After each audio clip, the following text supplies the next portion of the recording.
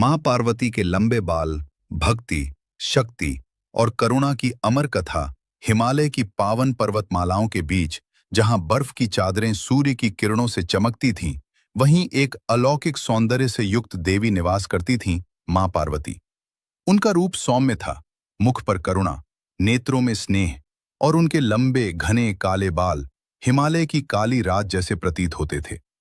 ये बाल केवल सौंदर्य नहीं थे, बल्कि उनमें तप, शक्ति और सृष्टि का रहस्य छिपा था।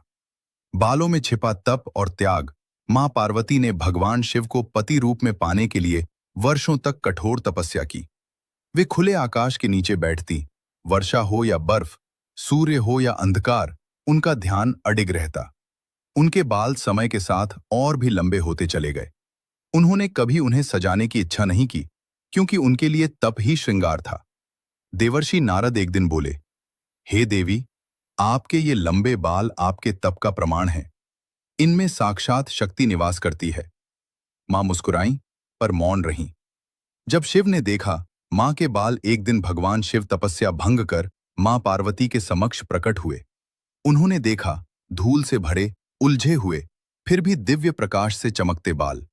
शिव बोले, पार्वती, तुम्हारे ये केश साधारण नहीं, इनमें सृष्टि की ऊर्जा बह रही है।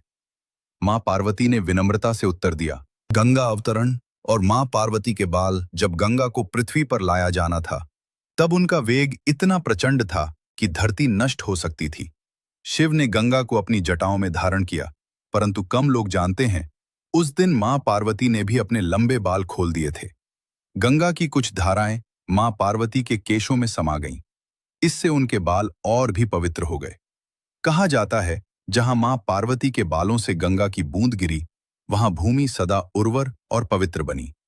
एक भक्त की पुकार। हिमालय की तराई में एक गरीब स्त्री रहती थी। उसका पुत्र गंभीर रोग से पीड़ित था।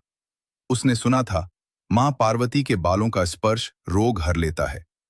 वो स्त्री रोती हुई पहाड़ों पर पहुंची और बोली, मां, मैं आपके चरणों तक नहीं पहुंच सकती, बस आपके बालों की छाया मिल जा। मां पार्वती का हृदय करुणा से भर गया। उन्होंने अपने एक लंबे केश को पृथ्वी की ओर झुका दिया।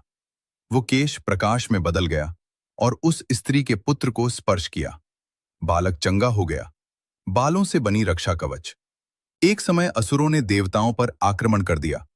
देवगण मां पार्वती की शरण में आए। मां ने अपने लंबे बालों को आकाश में घुमाया।